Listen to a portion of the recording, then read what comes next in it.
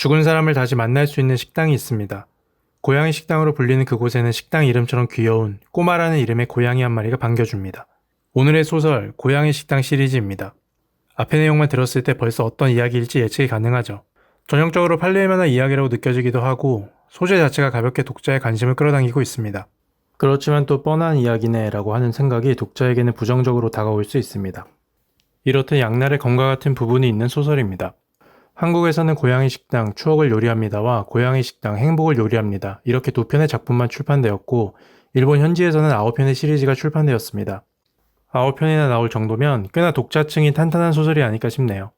소설은 옴니버스 형식으로 책 한 권당 4편의 이야기로 구성되어 있습니다. 가볍게 읽을 수 있으면서 에피소드 하나하나에 감동을 느낄 수 있어요.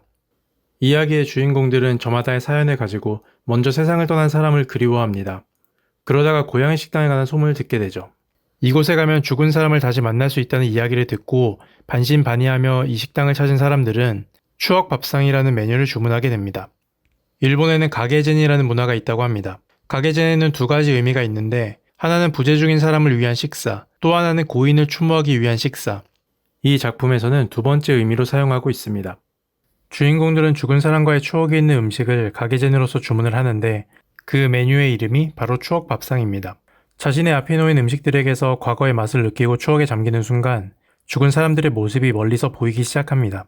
놀랍고 반가운 마음도 잠시 죽은 사람들은 음식이 식을 때까지만 이승에 존재할 수 있다는 사실을 알게 되죠. 죽은 사람은 이 세상의 음식을 먹을 수 없기 때문에 냄새가 곧 식사이기 때문입니다. 그리고 한번 이렇게 추억 밥상을 통해 이승으로 돌아온 사람은 다시는 이 세상에 불러올 수 없기 때문에 짧은 시간 내에 하고 싶었던 말을 전부 해야 하는 상황에 놓이게 되죠. 그만큼 아쉬움을 느끼기도 하지만 그래도 한 번이라도 기적을 느낄 수 있다는 것이 남은 사람들에게 행복한 경험이 됩니다. 저마다의 이야기가 끝나고 다시 헤어지는 순간은 역시 뭉클합니다. 슬플 수밖에 없는 소재라는 생각이 들기도 하지만 다 알고 당하는 것이기 때문에 어쩔 수 없습니다. 저는 이런 종류의 이야기들을 7번 방류라고 생각하는데요. 영화 7번 방의 기적이 처음 나왔을 때 이런 단평이 있었습니다. 구석에 몰고 가서 계속 울라고 때리는 느낌이다. 창작물에서 감정을 강요하는 것은 제일 비겁한 방법이라고 생각하는데 이 소설이 가진 메인 소재에서 그런 느낌이 드는 건 어쩔 수 없었습니다. 물론 7번 방 수준으로 과하게 감정을 강요하진 않습니다. 오히려 7번 방류 중에서는 담백한 편이라고 느껴지기도 해요. 다만 어떤 새로움, 독특함을 느끼기 위해 찾는 유형의 이야기는 아닌 거죠.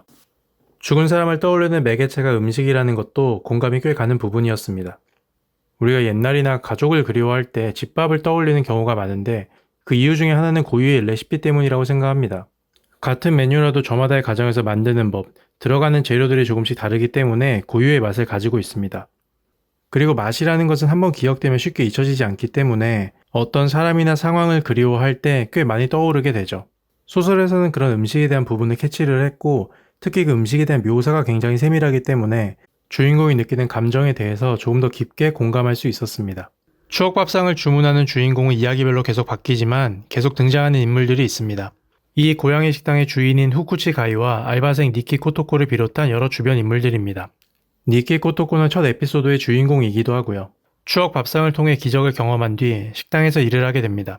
그 외의 다른 인물들도 저마다 고양이 식당을 통해 기적을 경험했거나 아니면 그 주변 사람들로 이루어져 있습니다.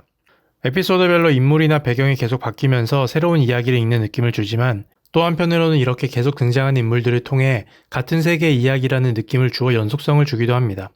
주인공들이 그리워하는 대상은 다양합니다.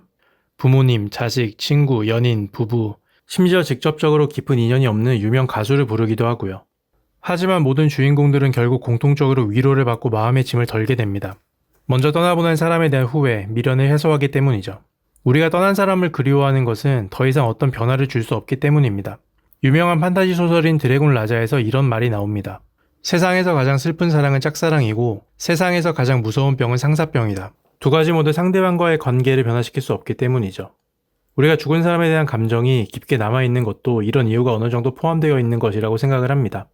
책장을 넘기다 보면 최소한 한 가지 이상의 에피소드에는 공감할 수밖에 없습니다. 이야기의 종류가 많기 때문에 나의 경험과 비슷한 이야기가 분명 있거든요.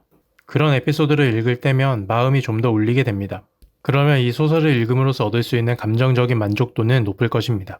편하게 읽으면서 감동을 느낄 수 있는 소설이라고 생각하고요. 남은 시리즈들도 한국에 출판되었으면 합니다. 더 많은 인물들의 이야기를 통해 함께 위로받고 싶거든요.